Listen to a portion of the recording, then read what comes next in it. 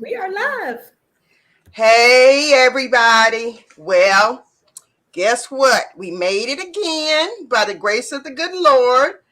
And we're here tonight. We're going to have some fun, or I'm going to be doing a lot of listening. So I'm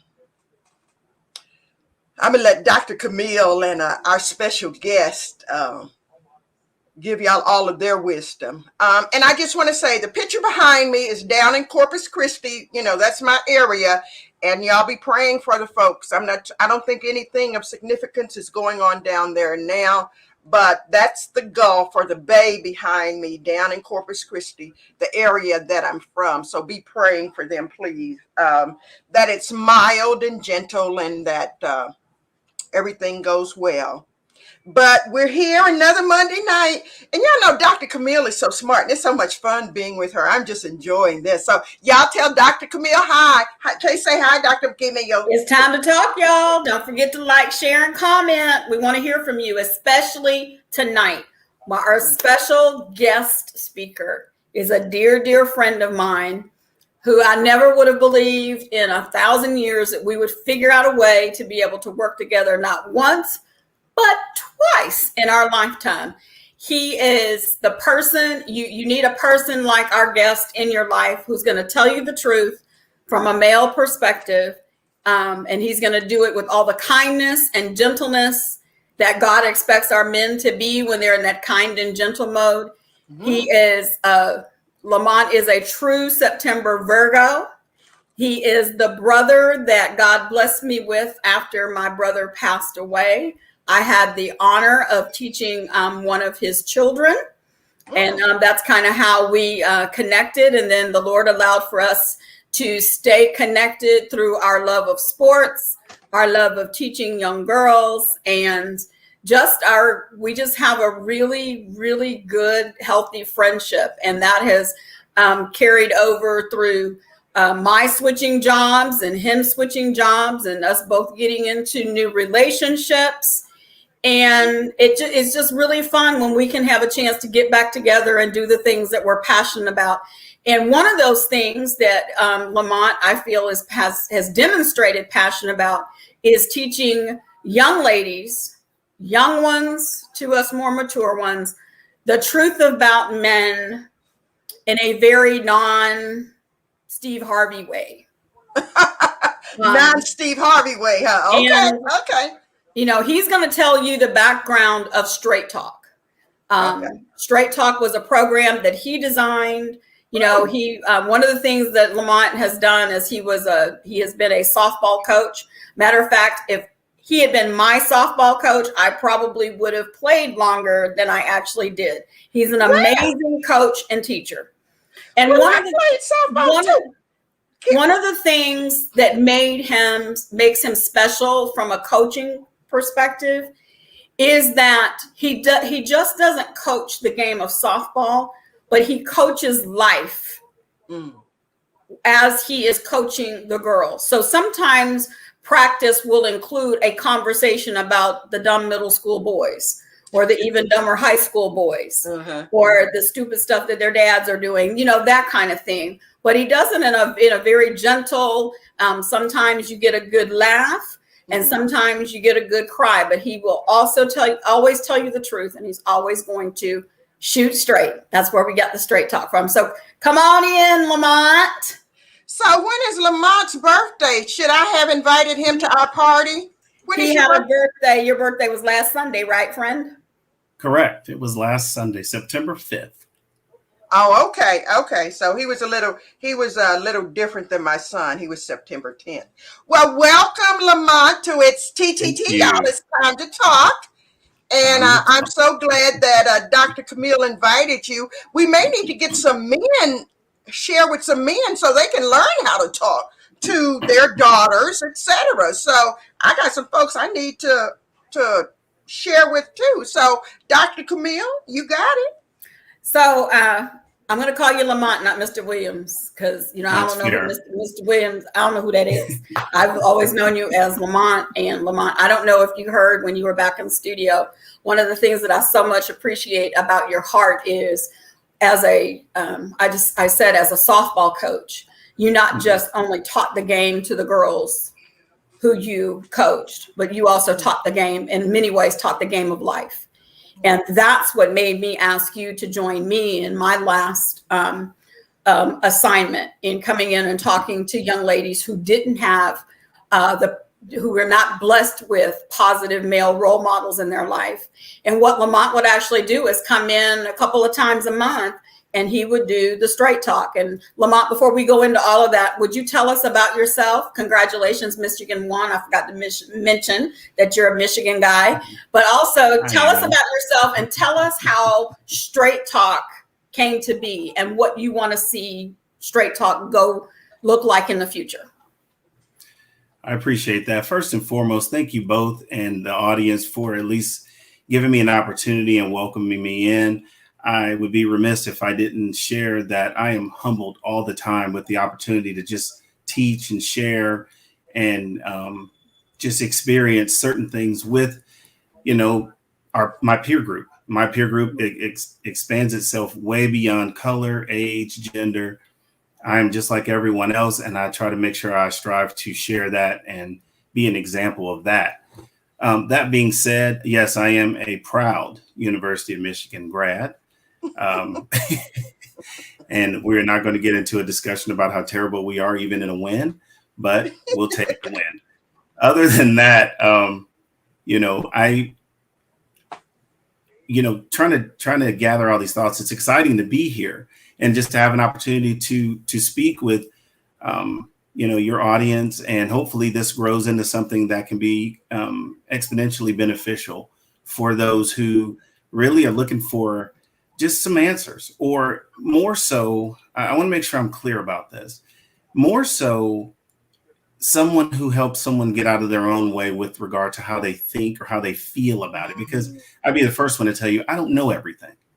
But what I do know is that through prayer and a little research, I know how to find out answers to questions that I don't readily know. So that also, when Dr. Gray, when you were mentioning that, I've had a passion or a fervence for teaching young ladies beyond the softball diamond.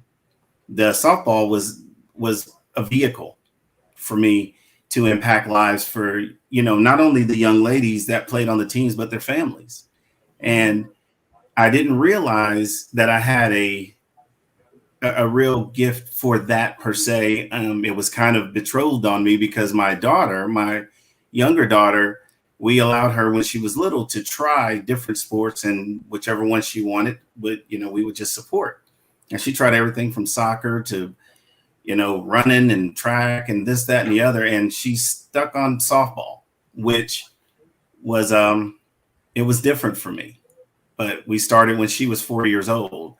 And I realized real quickly that even though, my God in heaven has a very fantastic sense of humor, he did not give me a boy until I was a lot older.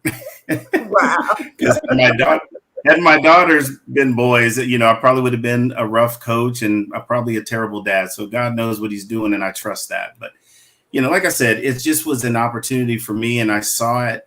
And then I saw the opportunity to be passionate and to teach the game. I was, very, very experienced in coaching in baseball. But it took a different level of patience and understanding, which challenged me because I'm a dad. But before I was a dad, I was a big brother. I have 4 younger sisters, and I've always been in the presence, of my mother's side of the family, which is my mother has 4 sisters. So it was always me trying to understand, which I still to this day don't understand. Let me make myself clear on that. There is no playbook. With that being said, I just learned so much. And as the opportunity presented itself, I was able to continue to dig into the educational part of it. My major and minor in college also fed me with a wealth of knowledge and understanding human nature and human behavior and how our brains work. And as much as we are different as gender, we are a lot the same as God's one race of people, So with that, I'll be very brief about this because it's still comical to me, but my experience meeting Dr. Gray and then being afraid of her because she is a very she's a very pleasant person. But when coming from my perspective, and I'm straight, I talk straight. She commands a room when she walks in, and she had such a presence. And my daughter was new to the school, and I saw her, almost regal in her gait through the gym at a ball game. And I was like, who's that lady? Because all the kids were looking forward, waving. And ultimately my daughter let me know, she said, that's Dr. Gray. And I'm in her class. I said, that's Dr. Gray. And she said, yeah. And so I had to meet her because I was actually coaching at the school at the time as well. But I quickly was made to understand that Dr. Gray is all steak, no sizzle. And what I mean by that is she keeps it real 100% of the time. But as she explained about me, she is gentle, she is kind, and she's tough when she needs to be. I just stay out of the line of that. So I learned pretty quickly. I don't step on the toes, whether she's got on sandals or not. I keep very clear of stepping on those toes. So again, I appreciate this opportunity, and I'm here for you. So, let's fire away. Let's go. Wait, let me say, I appreciate that little warning, Lamont. I haven't run into that. I've seen it on other folks, but I don't know if we're so much alike or what, but I haven't run into that. So I'm just grateful. So thank you for letting me know about that it is there. Yes, but ma'am. I understand the first time I met her, she walked into the room and sat down, and everybody wanted to be her friend, and she chose me. I feel so good. Oh, Lord. I'm going to go now. Yeah, your cheeks are getting red. Oh, my gosh. Well, If you don't have friends like myself, come on, you got to have it. Got to have a friend like me that's going to keep it real and still know my place. see that part right there. So a funny thing, audience, even when I left the world of academia and our friendship shifted outside of my teaching his youngest daughter, I cannot get him to call me by my first name. I thought you were going to fall through the floor when I said, please call me by my first name. He's like, nah. He's not going to do it. So I appreciate he's too scared. I appreciate the respect. Put myself in jeopardy. That respect is unfailing and unending. You have been a very integral part in my growth and certain things that I've dealt with. I've gone through some really tough times, and I knew beyond a shadow of a doubt I could call Dr. Gray, and and I'm going to say it. She is definitely the kind of friend that will tell you what you need to hear, not necessarily what you want to hear. And she has no problem telling you. I said, yes, that's what I said. And, it's like, okay. And you just learn to take that and move on with it. So I can tell you in all our years, we've never had a sideways situation because there's a lot of respect there, but it's also a lot of understanding. And we do have a lot in common. So yeah, that's fantastic to know. And so there were times when I've been afraid of you too. So there. Now. There. So the last opportunity that Lamont and I had got to work together was when I was doing social work for maternity homes, and he and I had a conversation, and I kept saying I need men who are good in front of these ladies so that they can see something different and maybe go back. When they leave this particular program, that they would have seen something that they want more than what they had been through.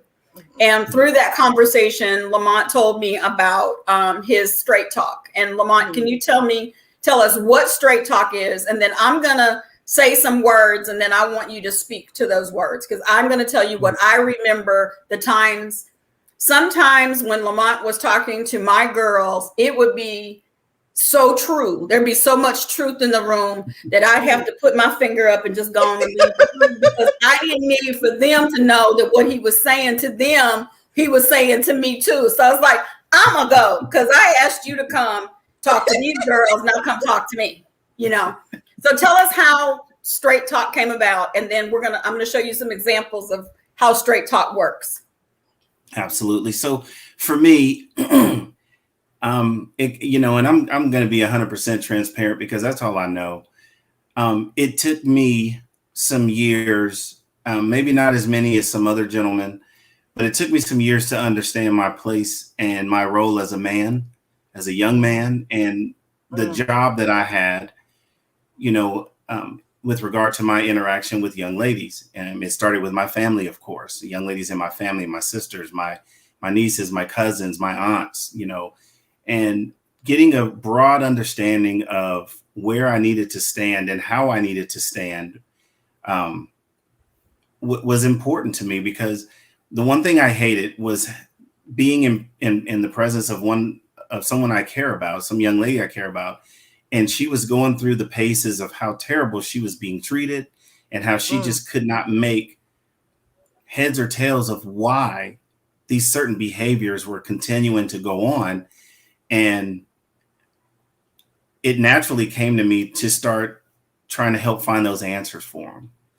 And it started with a lot of answers I had to draw from myself when I was being dumb, when I was being irresponsible. Now, there's a few things that I will share right off the bat. My dad passed away a few years back, but one of the things that he did leave with me, he said, son, you may not ever be the best looking guy in the world because there's always going to be someone better looking. You may not ever be the richest, but you are going to be one of the nicest. And you are going to always leave a young lady with her dignity. Wow. And I'm sorry. Say that again for the people in the back of the room and for those fathers who may need to tell their sons that. Please Absolutely. Say that again. Because I can see them. They back there.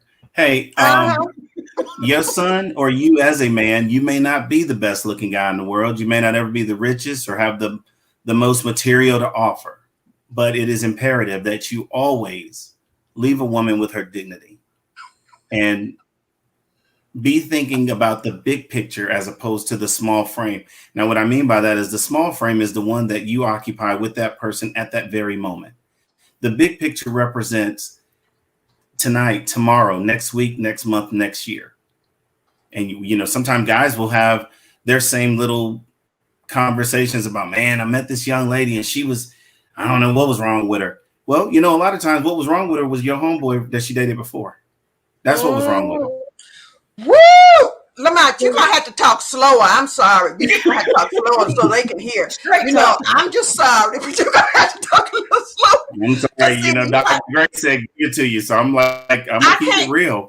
I can't type that fast to get it into the chat. So you're going to have to talk slow and just let them really hear what you're saying because they missing it. They missing it. Okay, I won't interrupt you again. I promise. Okay. It is very important, though, because we a lot of times are looking for the source of our own problems when it's usually I talk about the word synergy. And by a traditional definition, synergy is the sum of the parts is greater than the whole. So the word itself has a meaning, but a lot of times good and bad, a lot of the answers to the questions you have are in the circles that you sit in. They are not for everyone to dig beyond their own address book or their own area code. Sometimes the answers to those questions are sitting right there. And if you're going to be honest and have conversations with one another, that's where you learn. So I learned a lot of that stuff in those conversations too. Again, I can't stress enough. I've made plenty of mistakes, but what separates me sometimes from the thought process of the man I don't want to be is I try to learn from my mistakes. If you make a mistake, that's exactly what it is. And I've made them and repeated them and looked really foolish repeating them. But once I realized you can make the mistake, but if you do it again, it's not a mistake. It's a lack of responsibility. It's a lack of accountability. And any man worth his salt wants to be recognized as responsible, accountable, honest, direct, and again, I've learned the easy way from some of it. And I've bumped my head a few times. These lumps, they came from bumping my head because I didn't want to pay attention at first. I didn't want to see the answer that was right there. So it's, now fast forwarding to when I was at the maternity home working with Dr. Gray, I again was reminded by these young ladies, and they would come in different ages, different stages of life, but they had a common denominator about their heart being broken. Now, some of those broken hearts came because they bumped their head. The message, the lesson was there, but they continued down the same path because, as human beings, if we are not pushed out of our comfort zone, we will be left to wallow in mediocrity and we'll stay the same. And a lot of times we don't understand why. It's because we don't push ourselves. You don't have the right person or the right support team around you to push you beyond this knucklehead that took, everything he could from everybody to make this outside of the car look so awesome. And all he's doing is repurposing 2 pair of pants and 5 shirts. But every time you see him, he looked fly. Well, you know what? That's not what it is. And young ladies sometimes need to be able to see beyond that. So what if he's flashy? Sometimes people are flashy because they're hiding something. That's Amen. For the guys in the back and the girls in the back. Amen. Too. That's for them. Oh, that was for the front row. Okay. The term less is more. I went through a stage too where I name brand everything. I had to have it. But I learned real quickly that I'm not looked at for what I'm wearing by a woman who's for me. I'm looked at as this fly guy and this guy who's got it all together by someone who's allowing me to be an option, not a priority. If you want to be a priority in someone's life, those eyelashes that are this big, that don't matter. I've never one time said, I would really like her more if her eyelashes were like curb feelers on an old school Cadillac. I've never said that. I've never cared that much. What I care about is does she walk like a lady? Is she putting herself in a position to be receptive? The Bible itself says a man that findeth a wife findeth a good thing, but nothing in the Bible says a woman that finds a man, because the message beyond that is she's not supposed to be out here looking. She's supposed to be receptive and ready for and carrying herself as the mate she wants to be. So when he is drawn to her, she's ready. That's where it comes from. That's my interpretation. So that being said, I would have these conversations. I would overhear them at first because it took some of the young ladies a while to warm up to me because I don't know how to care part-time or halfway. If I care about you, it's 100. That's the way it has to be. That's for a different conversation, teaching you how to love 100, because in love, there are no speeds. You can't go 30 miles an hour of love for this one and 70 for that one. But again, we'll park that comment. We'll park that topic for now. Another show, as I say. That's another show. But I would hear these conversations, and finally one day I asked Dr. Gray for permission, but she and I had talked about it, and I said, I want to do this again, because I was doing it on a lower scale, and I was doing it through some counseling opportunities for people at church and just an overall opportunity. And I kind of pulled myself back away from there was a calling there.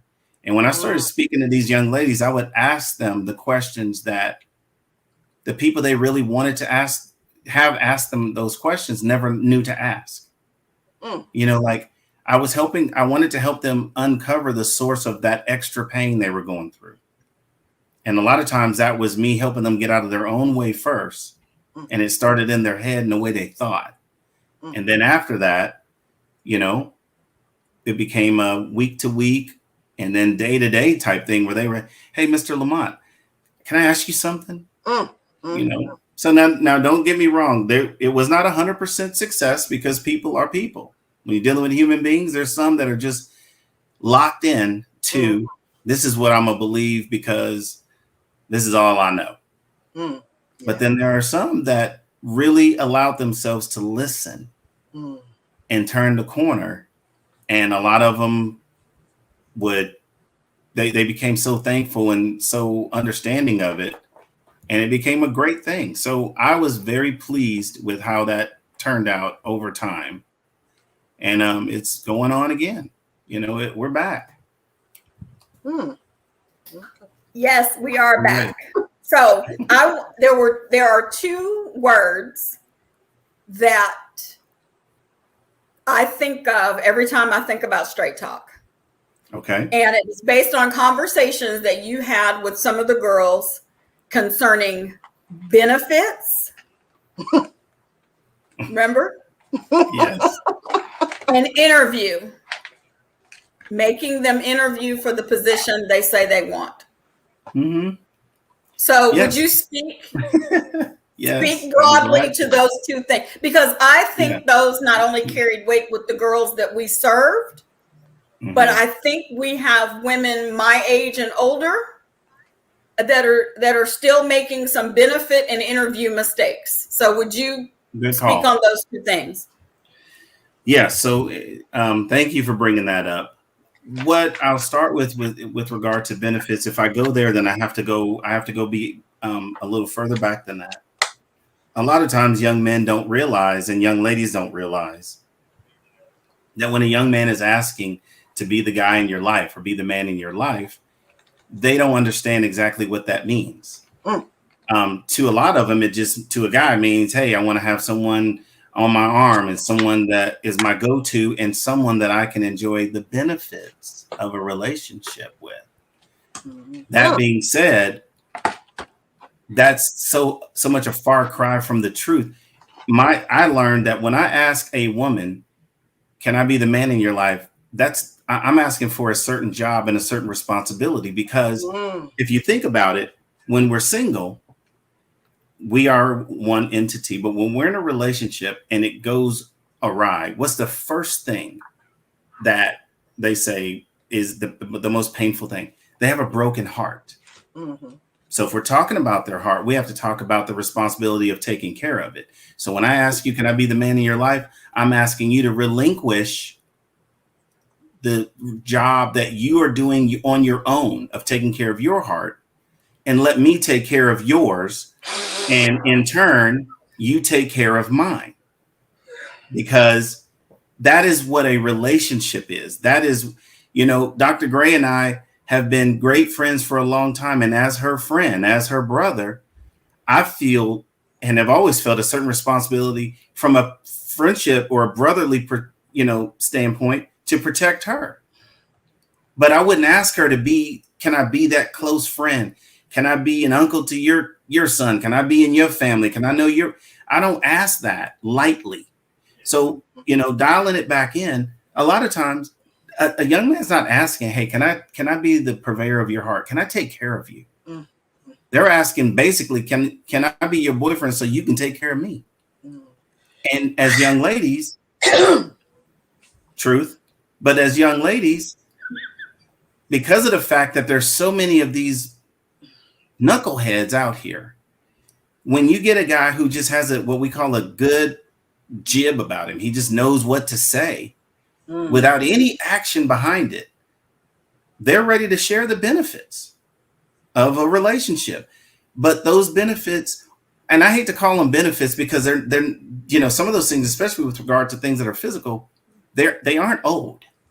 Right. Just because we're dating doesn't mean that I have a license to all that makes you a virtuous woman. That doesn't give you a license for that. So I hate to call them benefits, but they even have a term, friend with benefits. Well, that's terrible with regard to someone who's really striving to be a better person for themselves. Yeah. So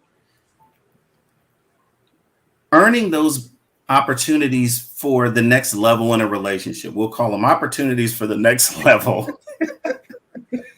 Hey, look, they're all the same. Whatever you call them, you hit the nail on the head. Right. Truthfully, Lamont, benefits needed to be said in that conversation that you had. True. I agree. Because it was the word that's what benefits.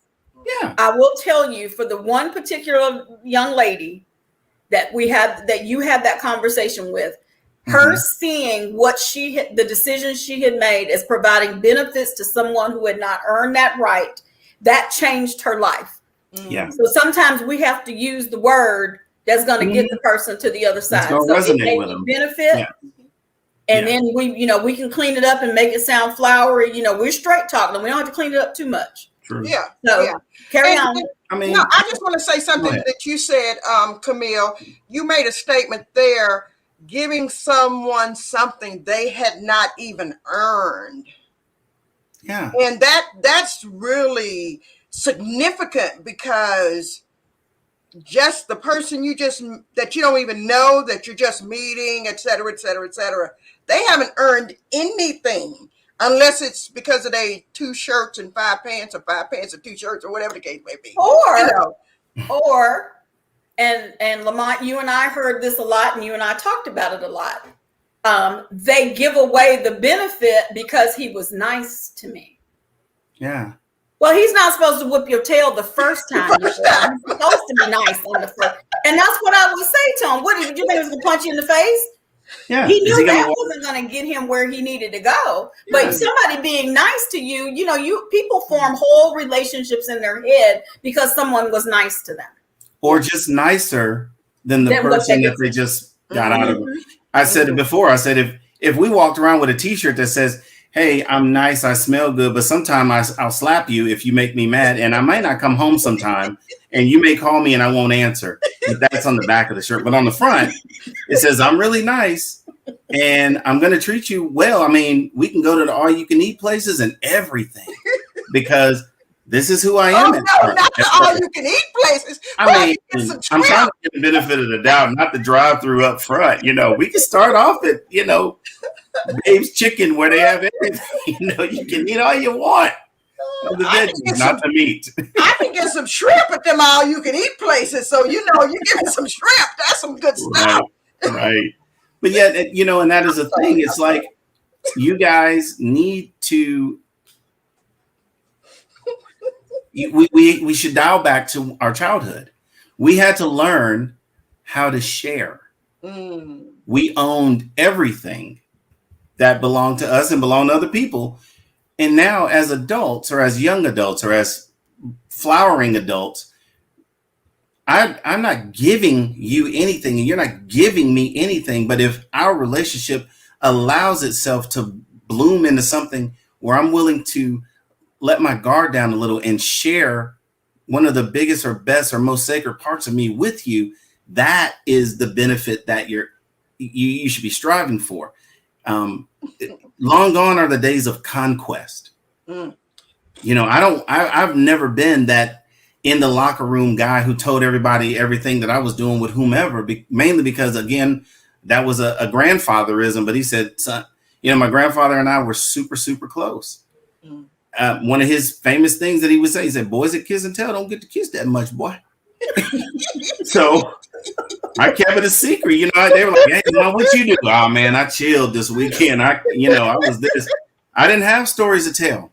I didn't want them in, because one, I didn't want to give them a snapshot of what they thought they wanted. I'm not sharing that much with someone who's insignificant to me or hasn't earned that place with me. But you know what else? Gentlemen, if you're out there, ladies who are respected are a lot more loving when they know they can trust you to hold their heart close. And by hold their heart close is just not telling everybody in the world what the two of you shared. If they were supposed to be privy to that, they should have been there. Yeah. If they weren't there, it's probably because they weren't supposed to be. That's why houses have doors and windows, because there's a certain thing that goes on behind those doors and windows. It ain't for the world. It ain't for everybody out there. It's for who lives here. Amen. That's what I got. Okay, just let that. Let's let that marinate for a minute. We have to let that marinate for just a little bit. If y'all have people who need to see this, share it with them, or even afterwards you can share it with them. But this is good stuff. I'm sorry. I'm like, I was almost finna step out one time, but I stayed here and I went through it. Because Camille know when she hit me hard, I will remove myself from the screen, because she has a habit of doing that too, Lamont. But share this with someone, and definitely the young ladies. please, who may need to know it, save it, download it, whatever you need to do. Because this is good stuff. And coming from a young man who has, been through, talked about, we've all made mistakes, but just listening to him discuss how he's dealt with the young ladies or ladies is just really encouraging, and we need more of it. And even how his paternal folks talk to him, grandfather and father. The things, okay, when's the last time someone told a man to guard somebody else's heart, and so they can guard your heart, or leave a lady so that she still has her dignity? They ain't thinking about no dignity or heart. I'm sorry, I just said it. Now that's my commercial. So go ahead, Dr. Camille. So, Lamont, the other things that I've appreciated about you is the way that you offer solutions to conflict in a relationship. Mm-hmm. I'm not talking about the conversations that you and I have had personally about our conflicts, and we saying that we getting ready to go kill someone and we talk each other out of the tree.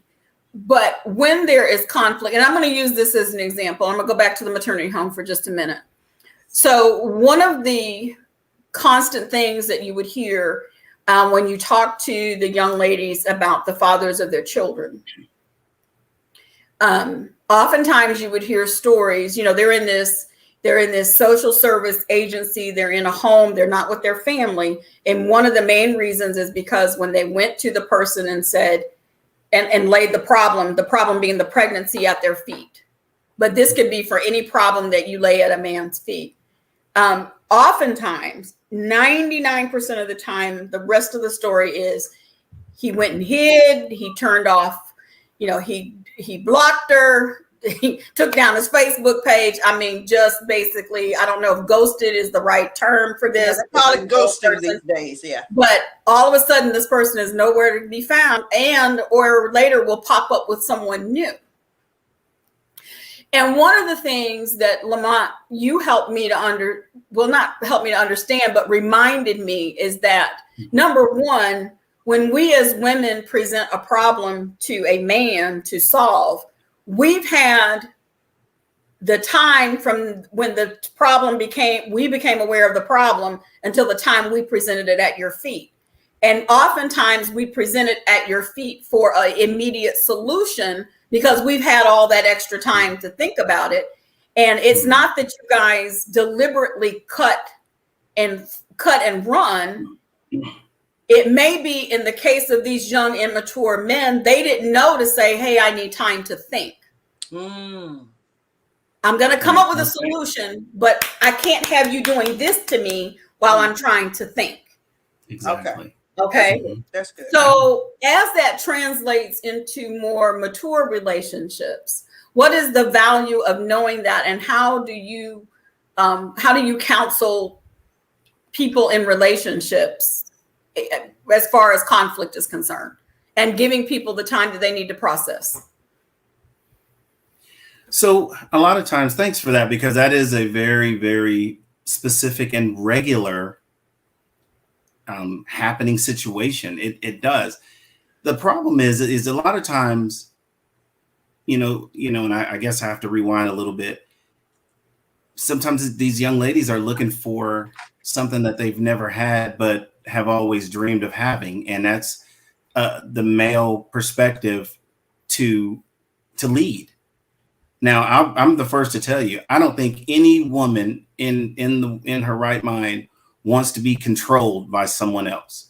But I do think that a lot of times, if a young lady chooses to have a young man in her life, part of what she wants is for him to lead.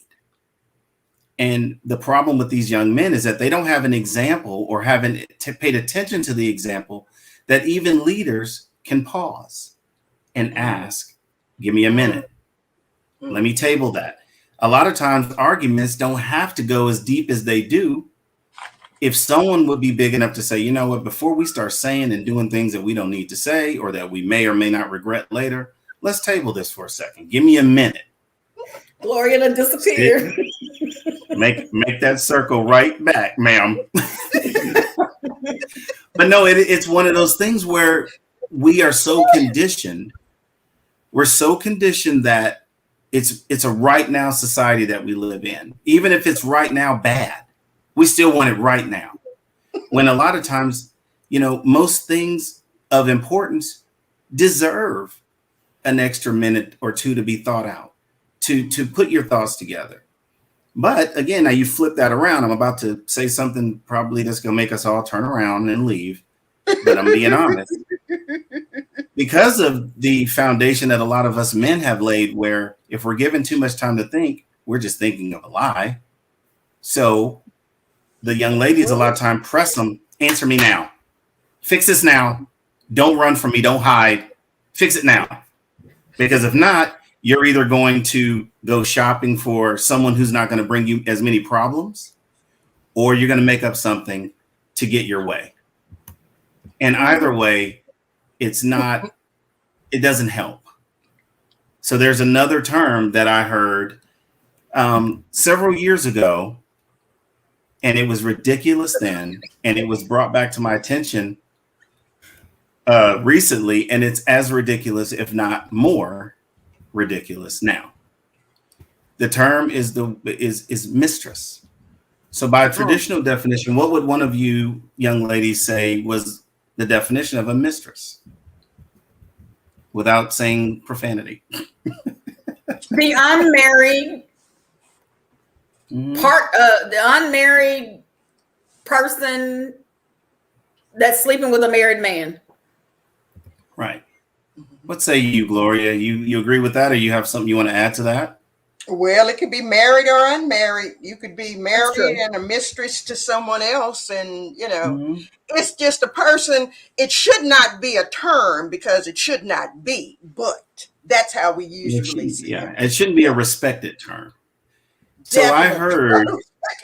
I heard a ridiculous response. I was a viewer, an observer of a similar podcast, what we're doing, where gentlemen were excusing themselves for having extramarital affairs or side pieces, as they call it, or in essence, mistresses.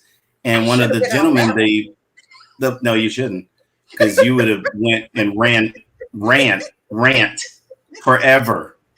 These gentlemen they turned the corner really quickly. The host of the show said, let me help y'all understand something.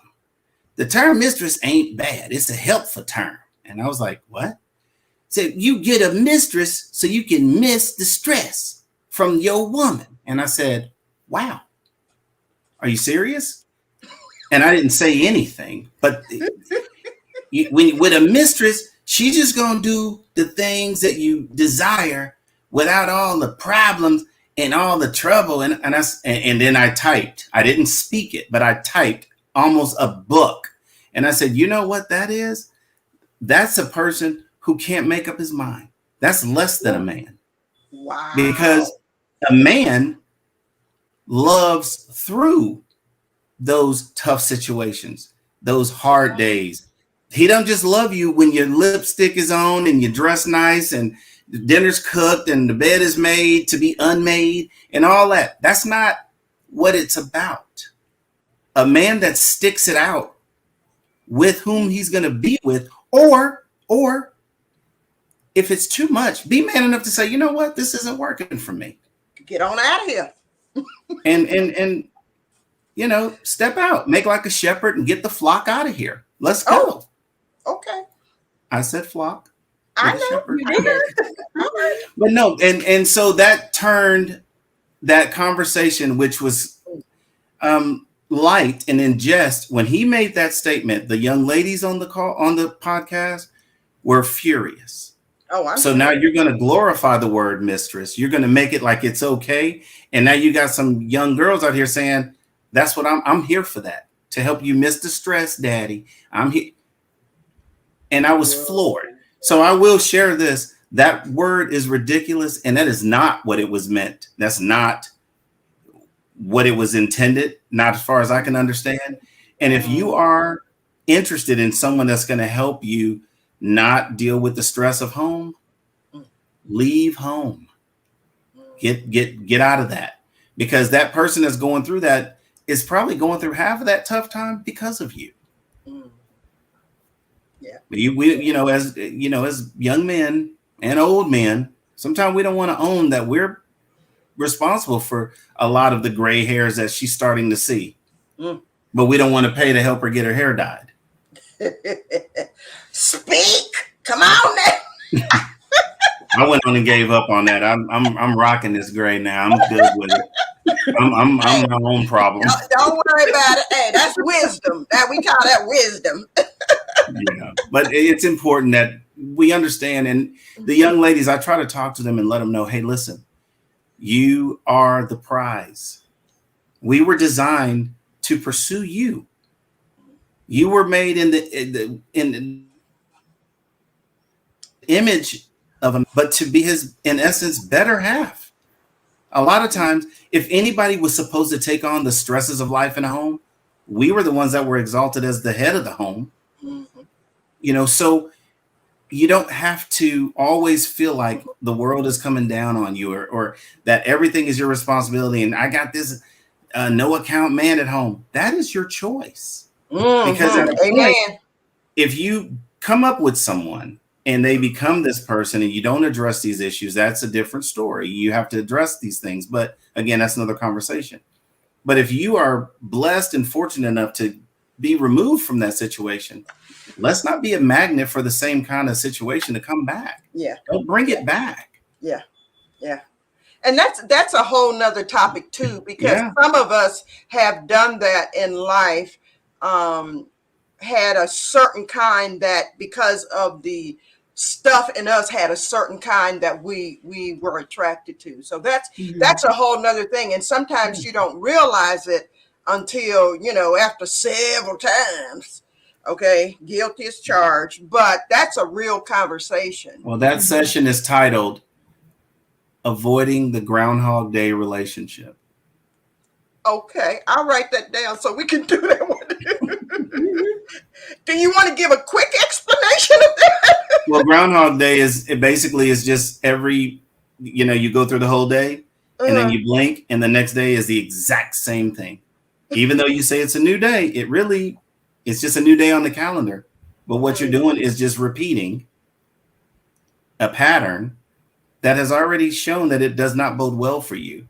But because we use things like nostalgia or history, or this is, I guess this is all I can get, or this is the kind of guy or kind of girl I attract, that is ridiculous to me.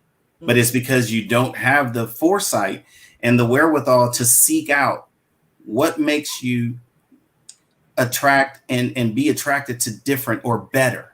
Doesn't necessarily have to be different all the time, just better. So we can, again, that's a different topic for a different day. But I promise we can dig into that one. That was a question that we often asked, why, what is going on inside of you that makes you believe that this is all you deserve? And that is not a question just for young women. True. I've asked men of all ages, men and women of all ages, what is going on that makes you believe, not think? Because by the time you've repeated this over and over again, it's not that you thought this was all you deserve. It was you now believe this is the best you can do. Groundhog Day relationship. Yeah. And it's the same. But Camille, when you're going through it, you don't necessarily realize, I don't think you necessarily realize that you're choosing the same type of person. No, but your soul knows that you've seen this show before. And you didn't avoid it when you saw the writing on the wall. It's those conversations that's true. Yes. Those conversations we have with our girlfriends once we get somebody gone. And we've had the conversation, Lamont, with some of the girls that we have worked with. It was like, when they're, armchair quarterbacking the last relationship. And they said, well, and you'll say something like, well, you didn't see that. And it's like, you really didn't see that? They want to trip out now. Right. You know, it's like, truth be told, you saw it. I'm guilty. You know, I saw it and I said, oh, he didn't mean it, or oh, it'll get better. And it never, that relationship never got better. I got more of the same. I got more of this. Yeah, got more of the same.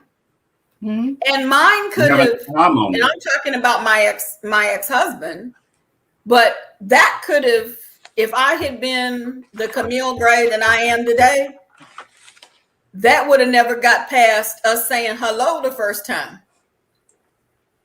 Because there was something that he said to me on the first day that we met.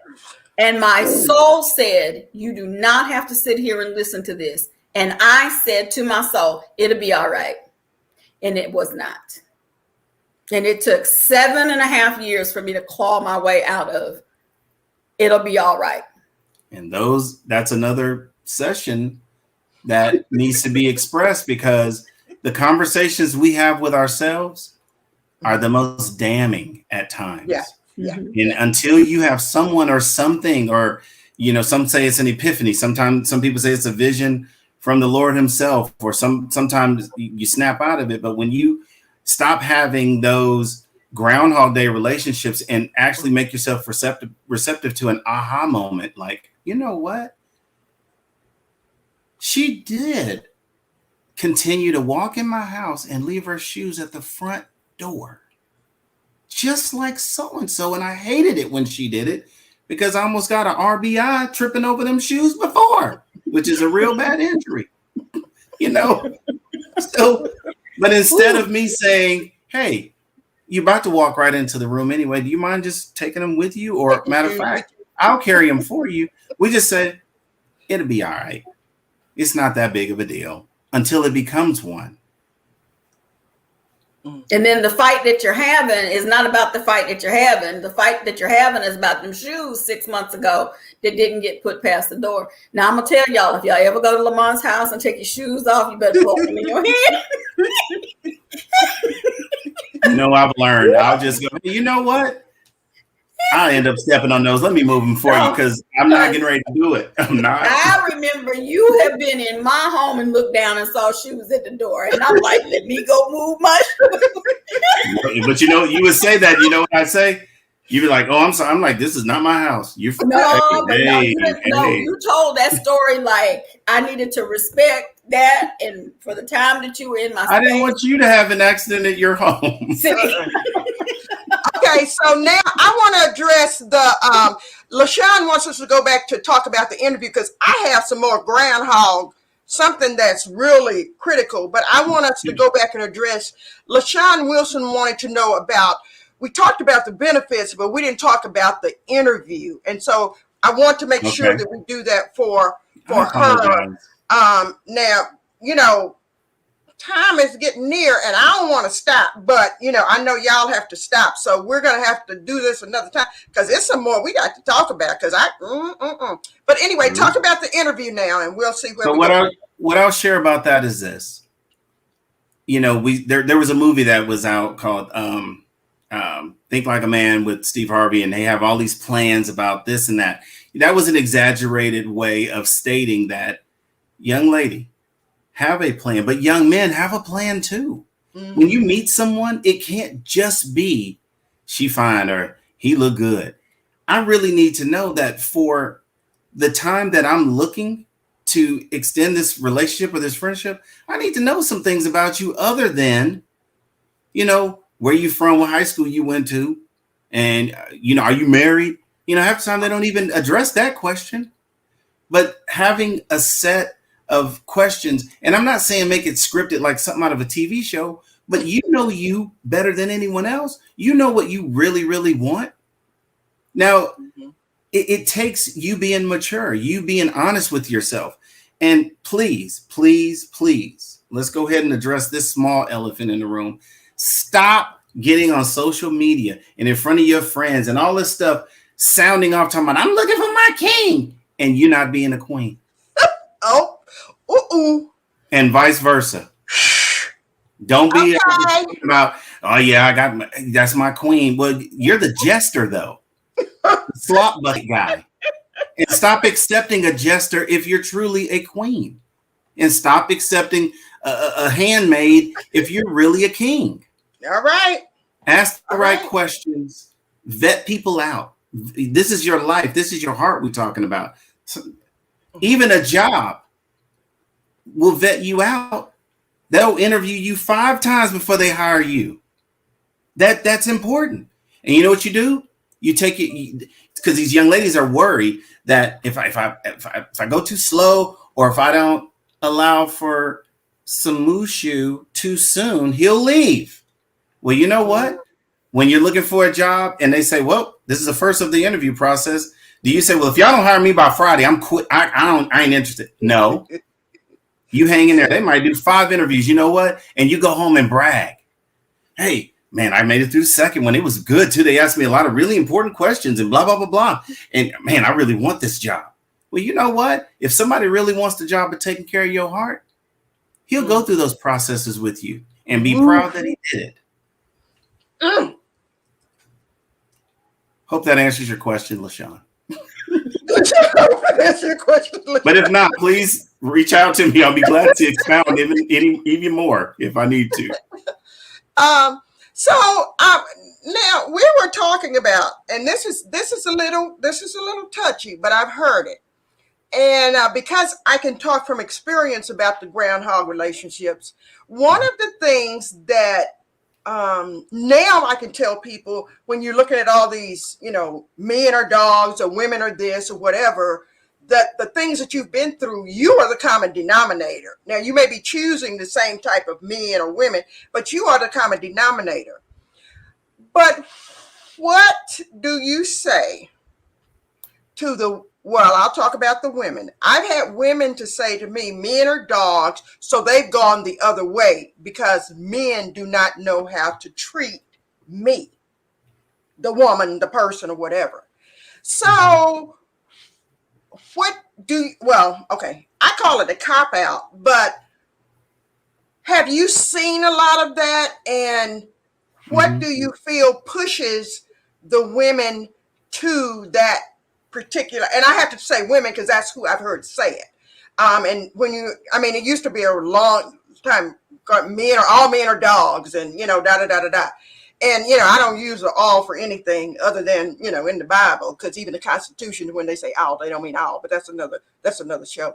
But what do you feel pushes them to that piece that they've had so many bad relationships relative to men? And then also I have one that doesn't date black men anymore because all black men are this, or vice, just all these, they put these absolutes on things. What kind of people do that? So what I'll say about this, and I'll be as ginger as possible, when you decide to stigmatize a class of people or a gender or a race or any of that, is a very shallow way of viewing the world. It's like looking at everything through the tube from a roll of paper towels. Instead of seeing the broad picture of everything available, you decide that this is the view that you're going to have, because it's easier to just say, you know what? I cannot own the fact that I am responsible or partially responsible for what I have put myself in, because at the end of the day, these relationships are still choices. And you don't choose to see the writing on the wall. You choose to say, it's not that big of a deal. Well, this is different. Well, sometimes it's really not different. Sometimes it is exactly what it was. But I would tell you this in a heartbeat. I'm not one to tell people that you shouldn't, couldn't, or wouldn't date someone or fall in love with someone other than someone that is recognizable at your family reunion, because it could be, you can't determine the heart wants what the heart wants. But what I will say is, before you write off something that is in you from day one, make sure that you don't write yourself off first, because that's what you're doing. This is a quote from a movie. When people decide to break up sometime, it's not because the love is gone. It's because they feel in their mind they've exhausted the possibilities, which means they stopped trying. They just stopped trying. If you exhaust the possibilities of a thing before you really can walk away and say, I did everything I knew to do, and then I asked for some help from someone else or another source, and it just couldn't work. Okay. But that's still your experience. That's why there's a million self-help books out there. There's a million marital books and child rearing books and all that, because it's people's interpretation. But no one can say all this person or this thing are bad. All this gender is bad, because you would have to be Jesus himself to have had that kind of worldly experience to be able to give it. Now, in your world, that may be the case, but let's start thinking about what our world actually looks like. Because if I go out and carry myself a certain way and I go to the same stomping grounds, why would I expect to attract or be attracted to anything different? I'm not ever going to see a fantastic Dodge Ram if all I ever do is go to the Chevy dealership. Period. Okay, that's good. That's good. I like that. Dr. Camille. Yes.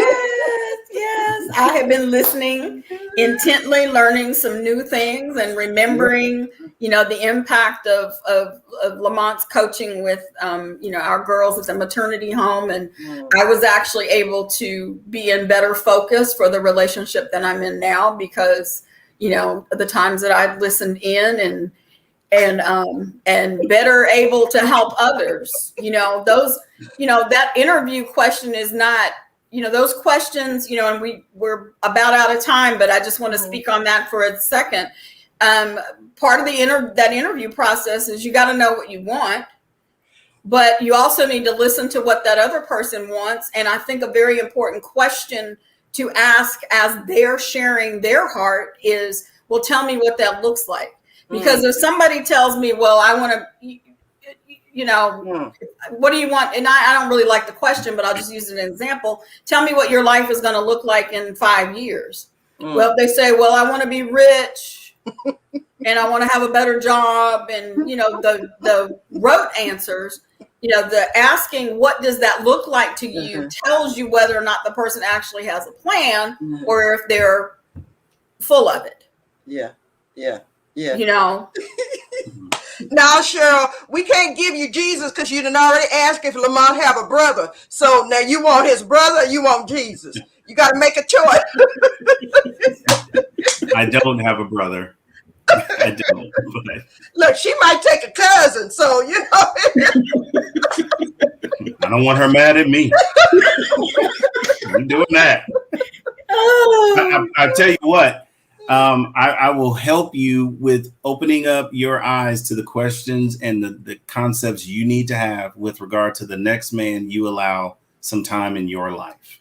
All right, now about we need all to I put can- his email I can address do. so all these folks on here can email him. Showtime Williams 55 at yahoo.com. Okay, Light it up. put it in, Camille. Yeah. Showtime. Yeah. This has been so cool, and I'll let you and Camille, but we have to do this again. I don't know if it's going to be next week, but we have to. We got some more topics on here that we really got. Look, I'm looking for counseling right now, so we got topics on here, and if I have to get counseling in front of the world, I guess it's okay. It is what it is. But man, this has been so good. I mean, I am totally impressed, but not that I would think that Dr. Camille would bring anybody on that wouldn't, just knock our boots off. But I have really been enlightened a little. And really, really enjoyed it. And audience, I hope you have enjoyed it. And I hope you'll share the video with on your pages and with people that you feel that need it. And it's also on YouTube. If people want to see it there, it's Gloria 56 AKA on YouTube if people want to see it there. And we've put Dr. Well, I done made you a doctor, Dr. Lamont's email in the chat. So we definitely look forward to when you come back to see us again. And I just want to say thank you, because this has been so cool. This has been anytime. So cool. That has been anytime. So cool. Dr. Camille, you want to have closing remarks? I just want to thank my brother, my friend, my personal comedian, the person who helped me move, the person who pulled me out of trees, the person who, oh yes. There's a couple of times where he had to bring you on down. Uh-huh. Well, he's kept me from getting the death penalty. Yeah, all of that. So then we've done that for each other. So let's just and I do want to say, Lamont mentioned that his mother had 4 sisters. He was raised with 4 sisters, and now he has 3 beautiful granddaughters. Oh, and it all came about the same time. I think they're pandemic babies, aren't they? Not quite. Not quite pandemic babies. That. Yeah, Cheryl, out of trees. Yes. Yeah. They're making me broke. That's what they're doing. But I can't help it. I love them. Yeah. Love them dearly. Yes, they are absolutely beautiful. And he is a changed man from becoming what do they call you? What are they going to call you? G-pop. G-pop. Oh, I love it. So Cheryl was asking about weight out of trees. Yes. Sometimes I would get so angry that it felt like I was climbing a tree, and he'd have to come on up there and come on out that tree, girl. We're gonna work through it. But let's talk about it on the ground. Yeah. Do you have a regular show? Do you have a regular show that you do, Lamont? I'm contemplating that. Okay. Stay tuned. Okay, no, I just wanted to share it with everyone if you did, because I mean, it's definitely, I'm sure it's, it's wonderful, or will be wonderful when it comes, but yeah. I am contemplating that. Dr. Gray and I and you may have a conversation about it. Oh, well, we stay ready. What did the Bible tell you? Stay ready, don't? Yeah, that's what they say. Mm-hmm. So we stay ready so you don't have to get ready. Stay ready so you don't have to get ready. All right. So, well, Lamont, could we have the privilege of you closing us out in prayer? Absolutely. I've never see how quick I jumped on that, because I'm about that life for real. Okay. So I'm going to ask just real briefly if you guys could just kind of tunnel in with us just for a minute. Heavenly Father, thank you so much just for the opportunity to fellowship, to share in wisdom and understanding and experiences, and to lend ourselves to a state of vulnerability and transparency to just be honest and try to understand each other better. But, as we move forward and grow, we just ask that you continue to bestow your grace on us. And we do everything in your name and for your honor. And we ask these blessings in your name. Amen. Amen. So and y'all two stay on after I end the broadcast. But everybody, I want to thank you for being here with us.